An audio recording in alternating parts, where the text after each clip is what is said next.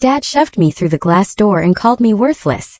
I smiled as blood dripped down my face and said, "You just lost everything." That night, I revealed to the world who really owned their empire. And by morning, their perfect life had completely fallen apart. This is Audrey, and the night my own father, the CEO of Lancaster Technologies, threw me through a glass door, I lay bleeding on the marble floor of our family mansion. He just called me worthless, a nobody, the blood soaking into my ridiculously expensive silk blouse. But as I looked up at him, a chilling smile spread across my blood-streaked face. Because in that broken glass I didn't see my defeat. I saw the shattered pieces of his empire. And I knew by morning it would all come crashing down. My story, the real story, begins long before that moment of shattering glass. I was born into a world of immense privilege, the only child of Harold and Grace Lancaster. My father had taken my grandfather William's garage startup, a medical device company, and turned it into a powerhouse. By the time I was born, we lived in a sprawling 20,000 square foot estate overlooking the Pacific. But it wasn't just about the luxury. My earliest memories are of sitting on my grandfather's knee, listening to him explain how our devices saved lives. "Audrey," he'd say, his eyes crinkling at the corners, "one day all of this will be yours to protect. Remember, business is about more than profit. It's about purpose." My mother, Grace, she was the very heart of our family. She donated millions to children's hospitals and made sure I understood that our privilege came with a profound responsibility. Every single Christmas, she'd take me to deliver gifts to children in those hospitals. "Look them in the eyes," she taught me. "Everyone deserves dignity." Everything changed when I turned 12. Mom was diagnosed with aggressive pancreatic cancer. Within 3 terrifying months she was gone. My world imploded. My father, he retreated into his work, leaving me to process my grief in the suffocating silence of our enormous home. I'd sit in her closet, breathing in the fading scent of her perfume, desperately trying to remember the sound of her laugh. Then came Stephanie. Just 11 months after my mother's funeral, my father introduced me to his new girlfriend. 6 weeks later they were married. She was 20 years younger than him, with perfectly manicured nails that dug into my shoulder when she'd hug me for photos. "We are going to be such good friends," she'd coo while the cameras flashed. 2 days later, her son Douglas, 17, handsome and utterly devoid of ambition, moved in. He immediately became the sole focus of my father's attention. What started as showing him the ropes of the business quickly morphed into grooming him as the heir apparent. I was relegated to the background of family photos and afterthought. Despite all this, I excelled. I graduated high school as valedictorian, earned my business degree from Stanford with highest honors, and completed my MBA by 23. While Douglas was struggling through a business degree at the local university, I was developing patents that would later become cornerstone products for Lancaster Technologies. My grandfather, he'd always seen something in me. Before his death when I was 18, he'd sneak me into board meetings. "Watch how they negotiate," he'd whisper. "Notice who speaks and who listens." The other board members would just smile at William, bringing his little shadow. They didn't realize I was absorbing every single thing. One of these board members, Victor Chan, became my mentor after my grandfather passed. When I completed my MBA, it was Victor who helped me secure a position at a competing firm. His advice, echoing my grandfather's, was to learn the industry from all angles. "Your father needs to see your value from the outside," Victor explained over coffee. "Sometimes family cannot recognize the talent right in front of them." I spent 4 intense years building my reputation, developing innovations that put my name on the map, entirely separate from my family legacy. Trade journals featured my work. Competitors tried to poach me. All while Douglas was given increasing authority at Lancaster, despite multiple failed product launches under his direction. Eleanor Wright, my grandfather's former assistant, who still worked at the company, would call me with updates. "Your father approved another $3 million for Douglas's pet project today," she'd sigh. "The board is getting nervous, but no one wants to challenge Harold directly." When I turned 27, I decided it was time to return. Lancaster Technologies had developed a concerning pattern of declining innovation and market share. My father reluctantly offered me a position as Special Projects Manager. No team, a small office in the basement. "Be grateful," he sneered when I questioned the insulting title. "Most people would kill for a foot in the door here." What he didn't know was that I had spent years preparing for this exact moment. I had studied every aspect of the business. I understood our products better than anyone, except perhaps my grandfather had. And most importantly, I had begun to suspect that something was very, very wrong with the company finances. I accepted the position with a calm smile. Thank you for the opportunity, Dad, I said, watching his surprise at my easy acquiescence. I won't disappoint you. It was the last promise I would ever keep to him. My first 6 months back at Lancaster Technologies were a masterclass in corporate politics. I kept my head down, worked longer hours than anyone, and systematically learned every single aspect of the company's current operations. My basement office became my command center, its walls covered with product development timelines, market analysis charts, and organizational hierarchies. If people thought I was just trying to prove myself, all the better.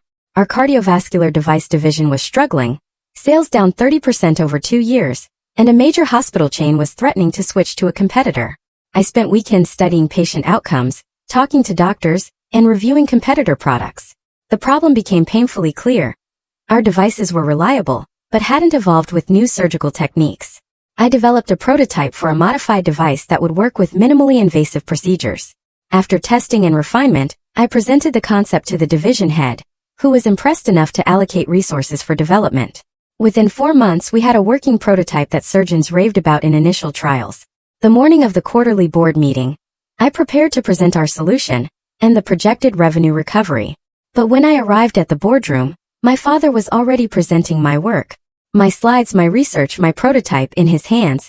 As I have been directing the team, he said smoothly, we have developed a solution to the cardiovascular division challenges.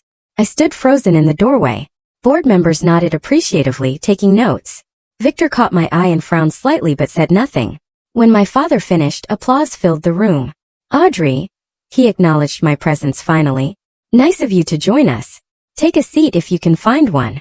The only empty chair was in the corner, far from the table. I sat quietly, a professional smile fixed in place while pure rage burned inside me. After the meeting, I approached my father in his office. Those were my designs, I said, my voice eerily calm. My research, my prototype. He barely looked up from his computer.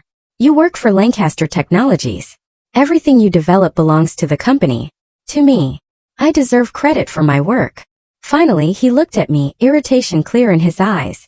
You know what you deserve? To be grateful. I gave you any position here at all. Douglas would have solved the cardiovascular problem eventually, in time for our largest client to walk away. His face hardened. Go back to your little projects, Audrey. The adults are running the business. The very next week, company-wide emails announced Douglas's promotion to Executive Vice President of Product Development, citing his innovative solution to the cardiovascular division crisis as evidence of his leadership. My name appeared nowhere. That night, I received a call from Eleanor. Are you sitting down? She asked. What happened? I was cleaning out some old storage files and found something you need to see. It's about your grandfather's will. We met at a coffee shop 3 blocks from the office. Eleanor handed me a manila envelope. These are copies, she said. I put the originals back exactly where I found them. Inside was a draft of my grandfather's will, dated 2 months before his death. It explicitly stated that his controlling shares of Lancaster Technologies should be held in trust until I reached 30, at which point they would transfer to me directly. This was never executed, I whispered, flipping through the pages. The will that went through probate left everything to my father. Eleanor nodded grimly. There's more. Keep reading. The envelope also contained a series of emails between my father and the family attorney, dated just days after my grandfather's death. They discussed modifications to the will before filing, and ensuring continuity of leadership without complications. He changed the will. I thought, my breath catching. It appears so, Eleanor confirmed. And there's something else. The company financial reports have inconsistencies, small enough to miss if you're not looking closely, but they've been growing. The next day, I encountered Stephanie in the executive wing. She stopped me, a perfectly manicured hand on my arm. Audrey, darling, we haven't had a proper chat in ages. Lunch this week. I agreed, curious about her sudden interest. We met at an exclusive restaurant downtown, where she ordered a $100 bottle of wine before noon. I worry about you, she said, studying me over her glass. All work and no social life. At your age, I was already married. I'm focused on my career. Yes, but is it making you happy? You keep pushing for recognition, and your father can't give you it. I set down my fork. Can't or won't. Her smile tightened. Harold built this company into what it is today. It pains him to see you constantly challenging his decisions. Douglas knows how to support your father rather than compete with him. Is that what you think I'm doing? Competing. Darling, she leaned forward, her voice dropping. We both know you've always wanted what Harold built, but some things are not meant to be. Perhaps if you found fulfillment elsewhere, you wouldn't need to prove yourself here. In that moment, her mask slipped. I saw the cold calculation behind her eyes, the protective mother ensuring her son's inheritance. I smiled pleasantly. Thank you for your concern, Stephanie. I'll give it some thought. As we parted ways, she added, your father is under tremendous pressure. Try not to add to his burden with unrealistic expectations.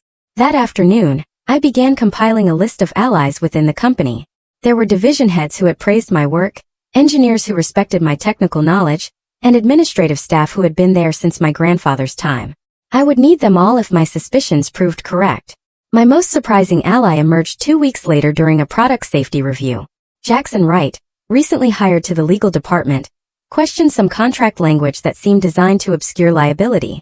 We ended up working late, ordering takeout as we revised documentation. This is not my first rodeo with vague safety language, he said, loosening his tie. My last firm specialized in corporate malfeasance cases. Defending the corporations? I asked. Sometimes helping whistleblowers. He studied me for a moment. The cardiovascular device modifications were yours, weren't they? Not Douglas's. I stiffened. What makes you say that? The technical language in the specifications. Douglas can barely explain how the devices work in layman's terms, let alone articulate the engineering principles. I said nothing, but Jackson nodded as if my silence confirmed his suspicion. Corporate families are complicated, he said. I've seen how they can rot from the inside. Over the next several weeks, I began noticing financial patterns that disturbed me. Research funds allocated to projects that produced no results. Consulting fees to companies that seemed to exist only on paper. Offshore accounts receiving regular transfers for international market development in countries where we had no presence. Each discovery was a piece of a puzzle I wasn't yet ready to assemble. But the picture emerging looked increasingly like systematic fraud, with my father at its center. I needed more evidence before I could act. All the while, I continued producing exceptional work, building my reputation within the company while appearing to accept my limited role. Douglas took credit for 2 more of my innovations. My father denied my request for a team. Stephanie hosted lavish parties where I was seated far from potential networking opportunities. But I was patient and I was watching. The truth was coming into focus, one betrayal at a time. 6 months after my return to Lancaster Technologies, the company hosted its annual charity gala. The event was Stephanie's pride. A $500,000 spectacle that generated both donations for children's medical research and glowing press coverage for the company. Executives, board members, major clients, and local politicians filled the grand ballroom of the city's most exclusive hotel. I wore a simple black gown, elegant but understated. Douglas arrived with his date, a model whose name he kept forgetting. My father and Stephanie made their grand entrance 30 minutes late, ensuring all eyes were on them. From my table at the periphery, I watched the performance of the perfect family. They do put on quite a show, Victor murmured beside me. As one of the few board members who had questioned some of my father's recent decisions, he too had found himself increasingly marginalized. The Lancaster legacy on full display, I replied, sipping champagne. Not the full legacy, Victor said meaningfully. Your grandfather would have handled things differently. Midway through dinner, I excused myself to use the restroom. Taking a detour, I slipped into a service corridor and made my way to the hotel business center. Using the access code Eleanor had provided, I logged into the Lancaster Technologies secure server.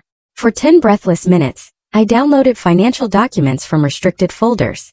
My hands trembled slightly as reports filled the screen. Company funds had been diverted through a complex web of subsidiaries, research budgets manipulated, tax documents altered. The irregularities I had noticed were just the surface of a systematic fraud spanning years. As I was about to log out, I found one more folder labeled William Estate. Inside was the smoking gun, the original version of my grandfather's will, exactly as Eleanor had described, leaving controlling interest to me upon turning 30. Alongside it was documentation of how it had been altered after his death. I transferred everything to an encrypted drive and returned to the gala, my expression carefully neutral despite the thundering of my heart. When Douglas drunkenly clinked his glass to make an impromptu speech about continuing the Lancaster legacy of innovation, I applauded politely, while mentally calculating how many federal laws my father had broken. The evening concluded with my father announcing a new children's hospital wing, named after Stephanie. The irony was unbearable. My mother had dedicated her life to those hospitals. Now Stephanie was literally putting her name on that legacy too. As guests departed, my father summoned key executives to our home for nightcap strategy discussions. These after-parties were infamous for the real business decisions made over expensive scotch. For once, I was included, perhaps because excluding the only Lancaster actually present at the founding family's table would have seemed odd to the clients in attendance. Our family estate was lit up as cars pulled into the circular driveway. Staff took coats and served drinks in the main hall. I watched my father hold court, board members and executives laughing at his jokes, seeking his approval. The power he wielded was intoxicating to them. Around midnight, as discussions broke into smaller groups, I made my way to my father's home office. I needed one final piece of evidence. Bank statements showing personal benefit from the corporate fraud. I knew he kept hard copies in his desk, too cautious to leave everything in digital form. I was photographing documents with my phone when the door opened. My father stood there, a glass of scotch in hand, his expression shifting from surprise to anger. "What are you doing in here?" he demanded.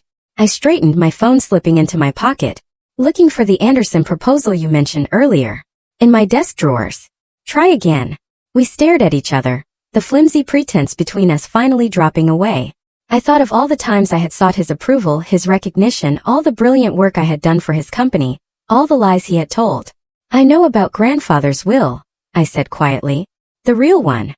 Color drained from his face. "You have no idea what you're talking about." "I know about the offshore accounts, the diverted research funds, the tax fraud." He set down his glass carefully. "You think you understand business at your age? Sometimes complex strategies look questionable to inexperienced eyes. Fraud looks like fraud to federal prosecutors." His expression hardened. "Are you threatening me? I am telling you I know the truth about everything, including how you built your precious empire on stolen inheritance and criminal activity. You ungrateful little." He stopped himself, visibly bringing his anger under control. "Everything I did was to build this company, to create a legacy. A legacy you stole from me. You." He laughed harshly. "You could never handle what I've built. You're too much like your mother. Soft. Sentimental. This company needs a strong leader. Like Douglas, the alcoholic who takes credit for other people's work." His face flushed dark red. "At least he understands loyalty." "Is that what you call it?" "I call it enabling criminal behavior." He stepped toward me, his voice dropping dangerously. "You will not threaten this family. Everything you have, I gave you." "No," I countered. "Everything I should have had, you took from me." Something snapped in his eyes. "You are nothing without the Lancaster name. Nothing." He grabbed my arm, his fingers digging painfully into my skin. I pulled away, but his rage was fully unleashed now. As I turned to leave, he shoved me hard toward the door. Instead of opening, the heavy wooden door held firm. My momentum carried me forward, and I crashed through the glass panel beside it. The sound was deafening. Sharp pain exploded across my back and arms as glass shattered around me. I landed hard on the hallway floor, stunned and disoriented. Warm wetness spread across my face. Blood. Silence fell as party guests turned to stare. Stephanie appeared in the doorway of the living room, her hand flying to her mouth. Douglas stood behind her, eyes wide. My father stood frozen in the doorway, the realization of what he had done slowly dawning on his face. For a moment, he looked exactly like the frightened old man he was, all illusions of power stripped away by one brutal act of violence. I touched my face, my fingers coming away red. Strangely calm, I looked up at him as blood trickled down my cheek. A smile spread across my lips. "You just lost everything," I whispered. Stephanie rushed forward, suddenly all concerned for the watching guests. "She tripped," she announced loudly. "Too much champagne. Let's get you cleaned up, Audrey." No one moved to help me stand. I rose slowly, glass tinkling from my dress, blood dripping onto the marble floor. Douglas stepped forward, perhaps to guide me away from the shocked onlookers. But I shook my head. "Don't touch me," I said clearly. "None of you touch me." I walked straight through the crowd, head high, feeling the blood drying on my skin. Behind me, I heard my father instructing guests that the party was over. Stephanie's nervous laughter. Douglas offering to drive someone home. In my bathroom, I examined the damage. Dozens of small cuts covered my arms and back. A deeper gash ran along my hairline, accounting for most of the blood. As I carefully removed glass fragments and disinfected the wounds, I made my decision. Years of theft, fraud, lies, manipulation. All of it would end tonight. I had everything I needed now, including witnesses to my father's violence. The carefully constructed facade of Lancaster family perfection had shattered along with that glass door. By morning the empire would follow. I didn't sleep that night. Pain from dozens of cuts kept me alert, but it was adrenaline and cold resolve that truly kept exhaustion at bay. After treating the worst of my injuries, I changed into practical clothes and began executing the plan I had been mentally refining for months. First, I backed up all the evidence I had gathered to 3 separate, secure locations. 1 cloud server, 1 physical drive hidden in my apartment, and 1 set of documents mailed to Jackson's personal address days earlier as insurance. If anything happened to me, instructions would ensure everything reached the proper authorities. As I worked, memories surfaced unbidden. My grandfather showing me the first medical device he ever patented, my mother's gentle guidance, the moment I realized my father saw me as competition rather than his daughter, the gradual erosion of my place in my own family. At 3 o'clock in the morning, my phone buzzed with a text from Eleanor. "Are you all right?" Hearing concerning rumors about an incident at the gala. I responded briefly, "I am fine. Be ready tomorrow. Everything changes." She replied immediately, "Whatever you need." Eleanor had been loyal to my grandfather for 30 years. When he died, she stayed at Lancaster Technologies partly out of loyalty to his memory, and partly, I suspected, to keep an eye on my father. She had seen the company change under his leadership, had witnessed the gradual shift from patient-focused innovation to profit-driven shortcuts. I thought back to a conversation we'd had 6 months earlier, shortly after I returned to the company. We'd been reviewing old product development files when she suddenly closed the folder she was holding. "Your grandfather had a saying," she told me. "Never mistake the name on the building for ownership of what happens inside it." What did he mean? I had asked. Lancaster Technologies belongs to the patients whose lives depend on our products, to the employees who dedicate their careers to the mission, to the principles of innovation and integrity. She fixed me with a meaningful look. He didn't build this company for one person to treat as a personal kingdom. That conversation had stayed with me, reinforcing my growing suspicions about my father's management. Now as dawn approached, I gathered the final pieces of my plan. At 4:30 in the morning I called Victor.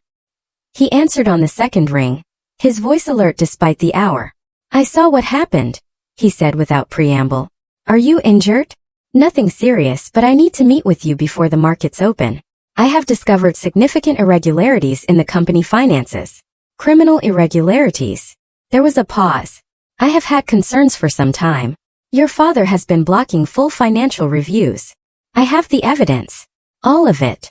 Another pause. "My home office. 6 a.m. bring everything."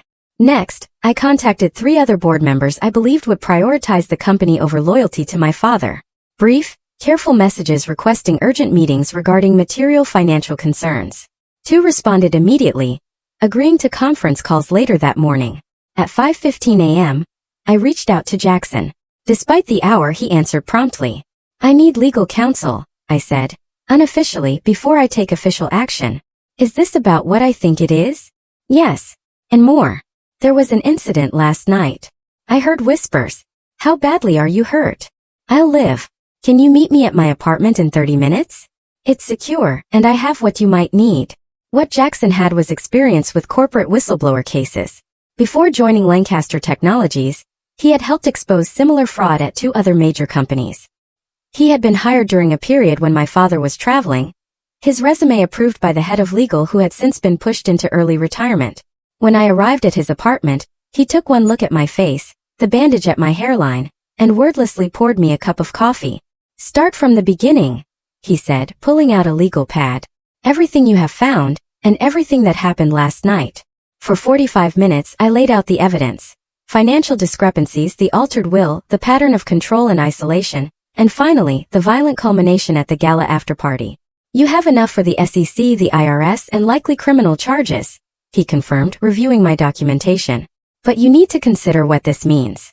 Going public burns everything to the ground. The company's stock will plummet. Jobs could be lost.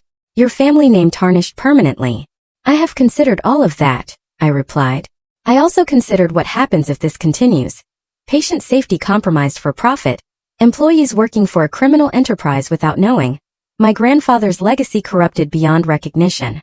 Jackson studied me for a moment. "There is no halfway option here. Once you pull this trigger, you cannot take it back." "I know. And you are ready for the personal cost?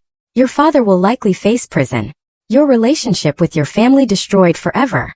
I touched the bandage on my forehead, feeling the sting of the cut beneath. That relationship was destroyed long ago. I just didn't want to admit it. Jackson nodded slowly. Then let's make sure this is done right. Maximum impact, minimum legal exposure for you. Together, we crafted communications for each recipient. The SEC would receive comprehensive financial records. The board members would get summary evidence and emergency protocols for company stabilization. Select journalists would receive carefully curated information packages, timed for release after official investigations began. What about your claim to controlling interest? Jackson asked. The altered will. One battle at a time, I said. First, we stop the criminal activity. Then we can address ownership through proper legal channels. By 9 a.m., I had met with Victor and one other board member, Patricia Alvarez. Both were ashen-faced after reviewing my evidence. We will need to call an emergency board meeting, Victor said. Suspend Harold pending investigation. He will fight it, Patricia warned. Let him, I replied. The evidence speaks for itself. At 10 a.m., I returned to my apartment to make final preparations. My phone had accumulated 23 missed calls from my father, 12 from Stephanie, and 9 from Douglas. I ignored them all. Instead, I called 3 journalists known for their thorough reporting on corporate malfeasance. Each conversation was brief, professional, and ended with scheduled delivery of documentation later that day. As noon approached, I felt a moment of hesitation. Was I truly ready to destroy my family in such a public way? Then I remembered my grandfather's integrity, my mother's compassion, the values they had instilled in me that had been betrayed by my father's greed. I remembered the feeling of glass shattering against my skin, the look in my father's eyes, not of remorse, but of pure rage that I had provoked him into revealing his true nature. I made one final call to Eleanor. It's happening today, I told her. Be prepared for chaos. I've been prepared for years, she replied steadily. Your grandfather would be proud. At 12:30 p.m., I sent the first batch of evidence to the SEC through their whistleblower portal. At 12:45, I emailed comprehensive documentation to the 7 board members I trusted. At 1 p.m., I provided secure access to selected documents to the journalists. Then I waited, knowing the carefully constructed empire of lies was about to collapse. The first domino fell at 2:17 p.m. when I received a call from Victor. The SEC has contacted legal, he said without greeting. They are requesting all financial records be preserved immediately. Harold is being summoned to an emergency board meeting at 4. Has he responded? I asked. Not yet. His assistant says he's in meetings off-site. My father was likely in damage control mode, trying to identify the source of the leak. He wouldn't suspect me immediately, believing his display of power last night had put me in my place. Keep me informed, I said. And Victor, thank you for doing the right thing. This company was your grandfather's life's work, he replied. Someone needs to save it from your father. At 3:30 p.m. Jackson texted. Federal agents just entered the building. Executive floor in lockdown. Files being secured. Things were moving faster than anticipated. I had expected at least a day before federal involvement became visible. Someone on the board must have made additional calls, perhaps to the FBI or Department of Justice. My phone rang again. Douglas. For the 10th time I declined the call.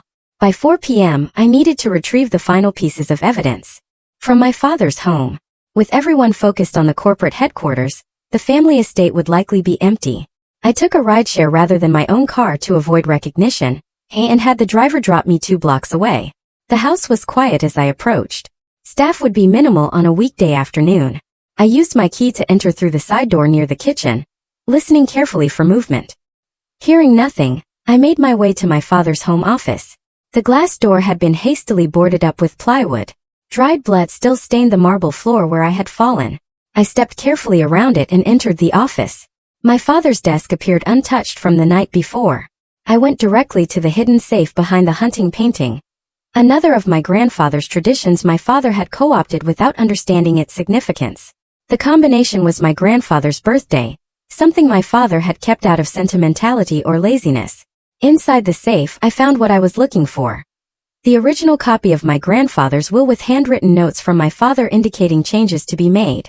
Next to it sat a small leather journal my grandfather had kept, documenting his intentions for the company's succession, and beside that, account information for private offshore holdings where company funds had been diverted. I photographed everything, then carefully replaced the items except for the journal, which I slipped into my bag. It wasn't technically evidence of crimes, but it was my birthright documentation of my grandfather's true wishes. As I closed the safe and replaced the painting, I heard a door close somewhere in the house. Footsteps approached down the hallway. I quickly moved behind the large desk, crouching out of sight. The office door opened. From my hiding place, I could see Douglas's expensive shoes step inside. He moved to the desk, began opening drawers and shuffling through papers. His movements were erratic, panicked. "Where is it?" he muttered. Where would he keep it? He was looking for something specific, incriminating evidence most likely. My father must have sent him to clear out anything damaging before authorities thought to search the house. Douglas moved toward the safe. As he shifted the painting, I realized I needed to leave immediately. While he was distracted with the safe combination, I slowly edged toward the door, staying low behind furniture. I had almost reached the doorway when his phone rang, startling us both. I froze as he answered. "Yes, I'm here now," he said, his voice tense. "Looking exactly where you said." "No, I haven't found it yet." "They what? When?" His voice rose in alarm. "How many agents, Jesus?" "Yes, I understand." He ended the call and slammed his fist against the wall. Damn it. Whatever he had just learned had clearly escalated the situation. As he turned back to the safe, I seized my opportunity and slipped out the door, staying close to the wall to avoid the creaking floorboards I remembered from childhood. I made it to the side door and out of the house without detection. Once clear of the property, I checked my phone. 5 missed calls from Eleanor and a text. FBI at headquarters. Complete lockdown. Harold being questioned. It was happening even faster than I had anticipated. I called Eleanor from a coffee shop 2 miles from the estate. "What's the situation?" I asked when she answered. "Agents everywhere," she replied in a hushed voice. "They arrived with warrants for financial records going back 7 years. Harold is in the conference room with federal agents and company attorneys. Stephanie tried to leave the building but was escorted back inside. And the board emergency session is in progress. Victor is leading. They are discussing temporary leadership structure pending investigation. I processed this information. Where are you now? Records department. They've asked us to facilitate document access. Stay safe, I told her. This will get uglier before it improves. My next call was to Jackson. I need to know if I should come in or stay away. Stay away, he advised immediately. The board knows you are the whistleblower, but it's better if you are not physically present while federal agents are conducting initial interviews. I have informed select agents that you are available to provide testimony when needed. Has my father figured it out yet? Jackson's voice was grim. Yes. When agents mentioned the altered will, he apparently shouted something about you before his attorney shut him down. At 6 p.m., I checked into a hotel under a pseudonym, as Jackson had advised. From this secure location, I monitored developments through secure communications with my allies inside the company.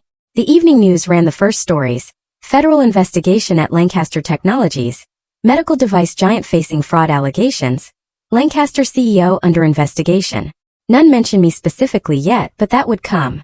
I had provided the journalists with enough background that the full story would emerge in waves, each more damaging than the last. At 9:12 p.m. my father finally called again. Against my better judgment, I answered. Why? His voice was hoarse, barely recognizable. You know why. Do you have any idea what you have done? The company will not survive this. The company will survive without the fraud and corruption. He was silent for a moment. Then with cold fury, you planned this. All of it. Coming back to the company, gaining access. I came back to save what grandfather built. I gave you chances to do the right thing. By destroying your own family? This company supports hundreds of employees. Patients depend on our products. Don't pretend this is about employees or patients. This is about what you stole from the company, from shareholders, from me. His voice turned pleading, a tone I had never heard from him before. Audrey, please.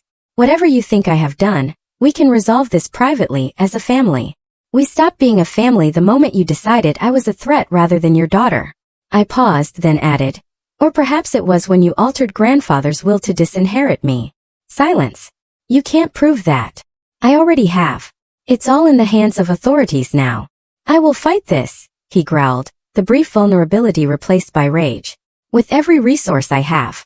Those resources are being frozen as we speak. I ended the call and turned off my phone. The die was cast. My evidence was with the authorities, the board, and soon the public.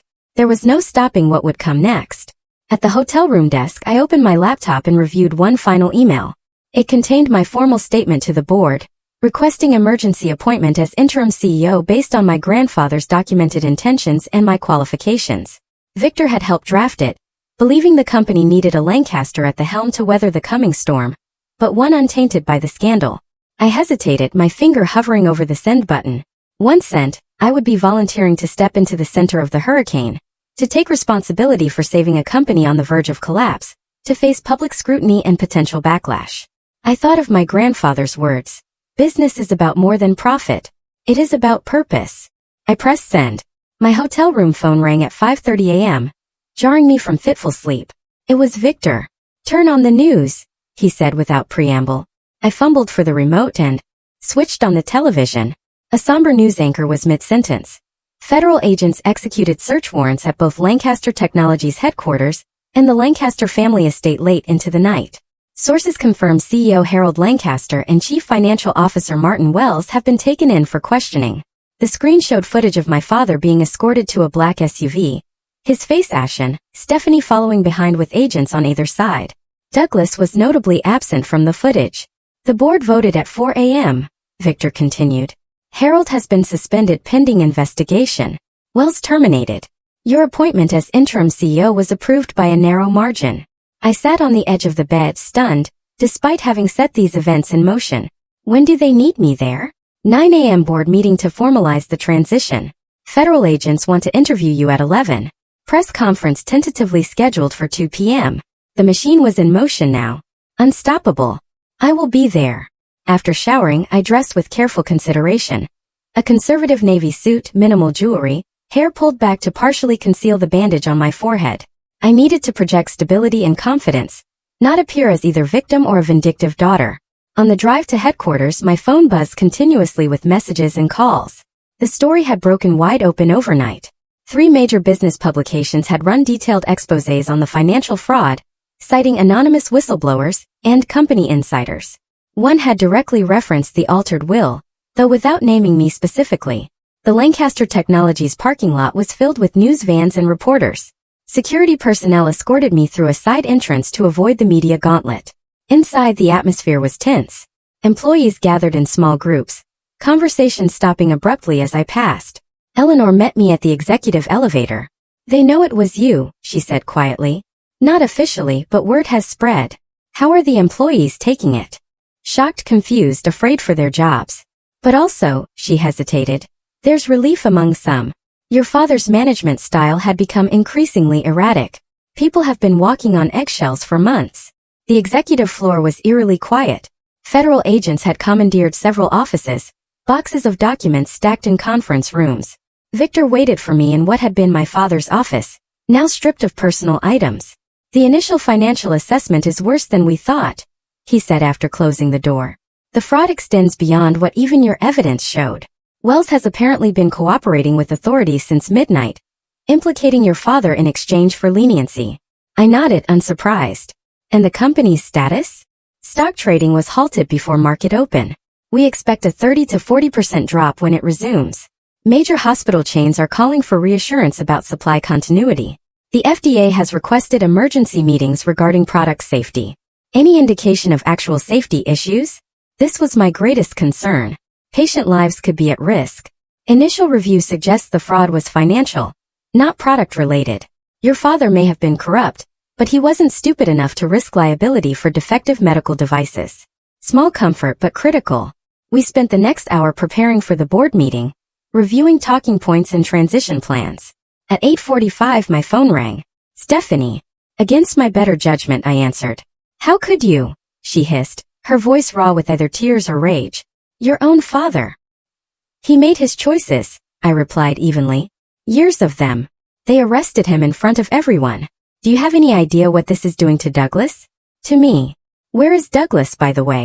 I noticed he wasn't with you and father last night." A pause. "He's dealing with this in his own way." Translation. "Likely drunk or hiding." "Stephanie, I have a board meeting to attend. Was there something specific you needed?" "You will regret this," she said, her voice hardening. "When the dust settles, you will have nothing and no one. Family is everything, Audrey." That is exactly why I did this. For my real family. For what they built and believed in. I ended the call as Victor signaled it was time for the board meeting. The boardroom was tense, divided between directors who had supported my appointment and those still loyal to my father.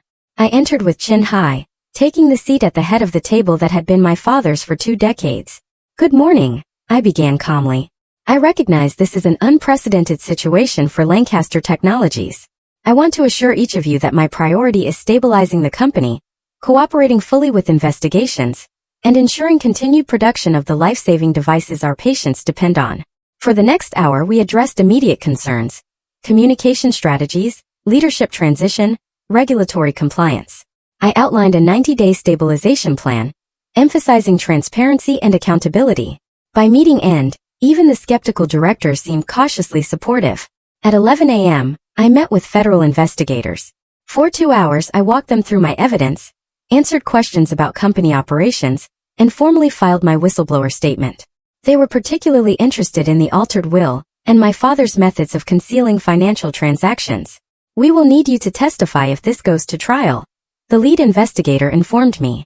I understand, I replied. I am prepared to do whatever is necessary. The press conference at 2 p.m. was a controlled spectacle. Standing at the podium with Victor and the board chairman flanking me, I faced dozens of cameras and reporters. Lancaster Technologies has a 50-year history of developing medical devices that save lives. I began. That mission remains unchanged. While we address serious allegations regarding financial improprieties under previous leadership, our commitment to patients, healthcare providers, and ethical business practices stands firm. I took no questions about my father specifically, deflecting to the ongoing investigation. When asked about my new role, I emphasized my qualifications and lifelong connection to the company's founding mission. As the press conference concluded, a reporter shouted, "Miss Lancaster, is it true you were physically assaulted by your father before reporting his crimes?"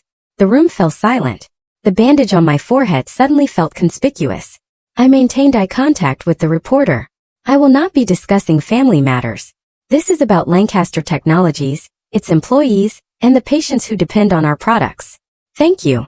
Back in the executive office, reports continued flooding in. The company stock had indeed plummeted 35% upon resuming trading. 3 executive vice presidents had resigned. Customers were demanding reassurances. Partners were invoking contract review clauses.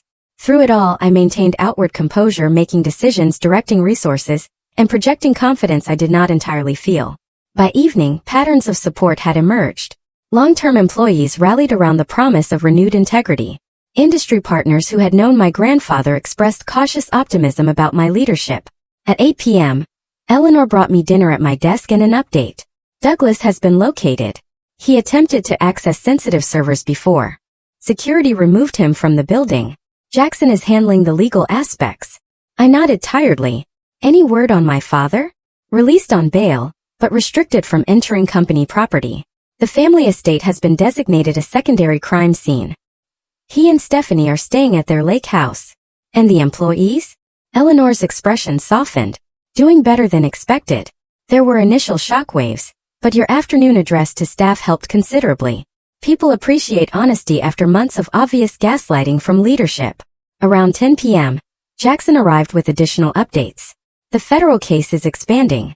They found connections to tax evasion through the offshore accounts. The prosecutor is talking potential plea deals to avoid trial. Will he take one? I asked, knowing my father's pride. His attorneys will push for it. 15 to 20 years potential sentencing otherwise. The reality of what I had set in motion hit me anew. My father, for all his flaws, facing prison in his 60s. A family shattered beyond repair. My own life forever altered. Having second thoughts? Jackson asked gently, reading my expression. No, I said after a moment. Just processing the scope of it all. For what it's worth, he offered. What you did took extraordinary courage. Many people suspected problems, but looked the other way for years. I thought of the glass shattering around me, the decades of manipulation and betrayal, the legacy nearly destroyed by greed. It wasn't courage, I replied. It was necessity. By midnight, I finally left headquarters for my hotel. Security concerns made returning to my apartment inadvisable for now. As the car pulled away from the building, I saw the illuminated Lancaster Technologies sign, my family name glowing against the night sky. For the first time in years, it felt like it truly belonged to me again. 6 months after the night my father pushed me through a glass door, I stood at the podium during our quarterly investor meeting. The boardroom was packed, analysts and major shareholders eager to hear how Lancaster Technologies had weathered the storm. The past 2 quarters have shown remarkable resilience. I began, gesturing to the projection behind me. Stock values have recovered 60% from their low point. Our new ethical compliance framework has received industry recognition. Most importantly, not a single patient has experienced disruption in receiving our life-saving devices. The road to this moment had been arduous. The first month after the revelations had been pure chaos. 3 class action lawsuits from shareholders, FDA audits of all production facilities, employee uncertainty resulting in a 15% voluntary departure rate, media scrutiny that dissected every aspect of the Lancaster family drama. The criminal cases had progressed swiftly. Martin Wells, the former CFO, had accepted a plea deal in exchange for testimony. 3 other executives followed suit. My father initially vowed to fight all charges, but as evidence mounted and former allies abandoned him, his attorneys negotiated a complex agreement. Guilty pleas to tax evasion and securities fraud in exchange for dismissal of more serious charges. He received a 7-year sentence, eligible for parole after 4. The financial penalties were severe. The family estate seized as partial restitution. I hadn't spoken to him since his sentencing hearing, where he had stared straight ahead, refusing to meet my eyes as I delivered my victim impact statement. Stephanie had filed for divorce 2 weeks after his conviction, negotiating her own settlement to avoid charges of complicity. She had moved to Arizona, launching a small skincare line that carefully avoided mentioning her Lancaster connection. Douglas had faced minor charges related to attempting to destroy evidence. He received probation and community service, then disappeared to Europe, occasionally appearing in social media posts from yacht parties and ski resorts, funded by whatever resources he had managed to hide before the collapse. The company transformation had been my primary focus. We had brought in forensic accountants to identify every financial irregularity, established new compliance protocols, restructured the board to include medical ethics experts and patient advocates, redirected research priorities back to innovation rather than cost-cutting. Most meaningfully, we had established the Grace Lancaster Foundation, named for my mother, dedicated to providing medical devices to underserved communities globally.